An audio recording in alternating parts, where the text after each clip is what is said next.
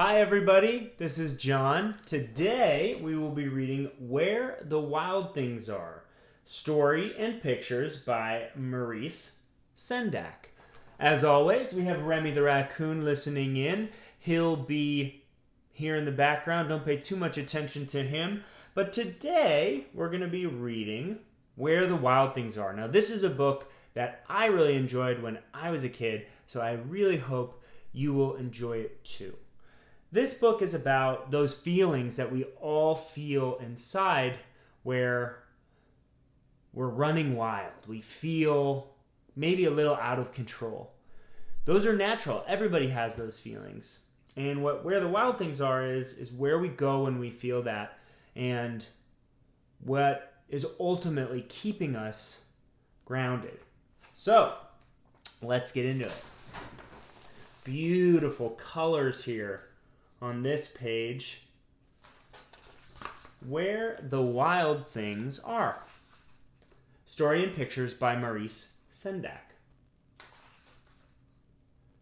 The night Max wore his wolf suit and made mischief of one kind. So we can see Max here. He's wearing his wolf suit, as you can see. And it looks like he's hammering some blankets tied together and creating a little fort. And he's standing on a couple of books. And we can see this little friend too. The night Max wore his wolf suit and made mischief of one kind and another. What is Max doing here? He is chasing the family dog. Do you have a dog or a cat or any pets? Do you like animals? All acceptable answers. I have 2 dogs myself. His mother called him Wild Thing. And Max said, "I'll eat you up." So, he was sent to bed without eating anything. And here we can see Max's bedroom. And what does he look like here? Does he look happy? Does he look sad? He looks a little angry, right? He just got sent to his room without dinner because he was being bad, naughty. So he looks a little upset. That very night, in Max's room, a forest grew. Can you see the trees starting to grow? Here they make the 4 points of his bedpost. It's pretty fun. And grew. Wow, even more forest. And grew until his ceiling hung with vines, and the walls became the world all around.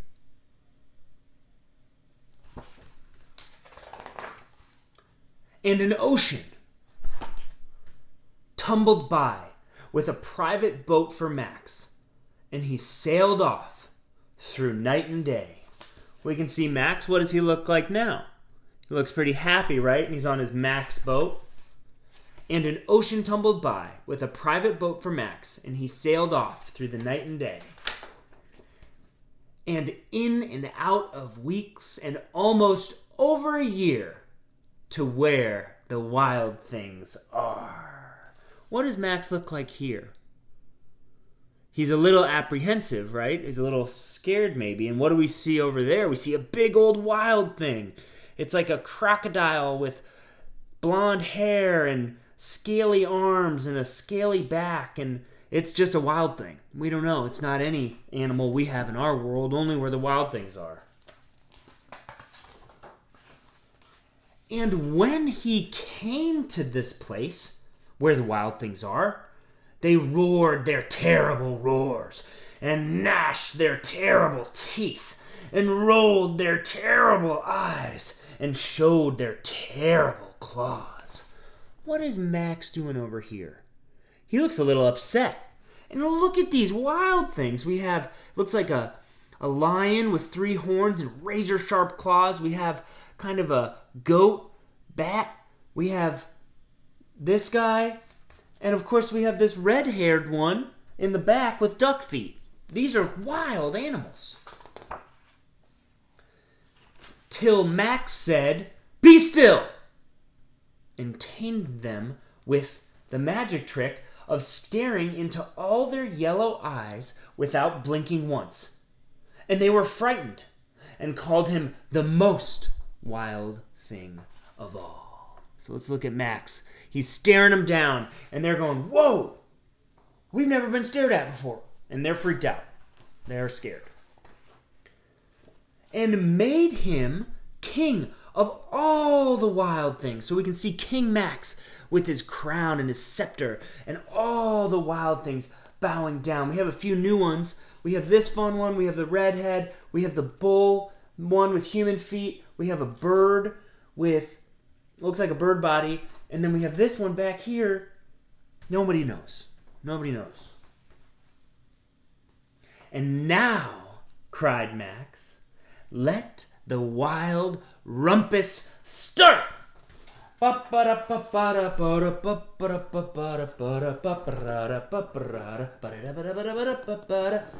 at Max here. He's howling at the moon, having a crazy time with the wild things. It's the wild rumpus. Wow, now they're hanging in the trees. Look at Max. Looks like he's having fun, right? And look at all the wild things. They're all hanging up there with him. And now King Max is riding on the bull-headed wild thing through the thrushes, through the leaves, and they're all celebrating and having so much fun. "Now stop," Max said, and sent the wild things off to bed without their supper. Do you remember when that happened to little Max? I do. And Max, the king of all the wild things, was lonely and wanted to be where someone loved him best of all. Then, all around, from far away across the world, he smelled good things to eat. So he gave up being king of where the wild things are. And let's look at Max here. He's saying, this has been fun, but maybe I miss home a little bit. I miss my bed, and I miss warm meals, and I miss my mom. But the wild things cried, "Oh, please don't go. We'll eat you up. We love you so." And Max said no. Max is sailing off home. The wild things roared their terrible roars and gnashed their terrible teeth and rolled their terrible eyes and showed their terrible claws. But Max stepped into his private boat and waved goodbye. He said, "Goodbye, wild things," and sailed back over a year and in and out of weeks and through a day and into the night of his very own room, where he found his supper waiting for him. Can you see it there? Look at him. He's a little tired. He's pulled off his wolf head, and he has supper. And it was still hot. Wow, what a fun journey. That was Where the Wild Things Are, Story and Pictures by Maurice Sendak. Now, let's talk about it a little bit. Max was being a terror, a wild thing, and his mom sent him to bed without dinner, and he imagined this amazing world where he was allowed to be wild. And that's where all the wild things are. And the night, the rumpus began, and they were playing in the trees and playing in the bushes. But ultimately, Max missed his house and missed his bed and missed his mom. Sometimes when we have those wild feelings inside of us and we want to run away, that's okay. It's okay to want to feel that way. But what keeps us balanced in our lives is coming back to what feels like home. Home is where you make it. And for Max, that was his bed and his warm meal from his loving mother. Now, as a follow-up to this one, I would like you to draw yourself being wild. Now, you can use markers, you can use crayons, and I want you to imagine those feelings you feel when you're all worked up, and I want you to put it into the page. And then I want you to take that and give it to someone you love. It could be your mom, your dad, your brother, your sister, your pet, your grandmother, your neighbor, the mailman, the garbage man. It could be anybody.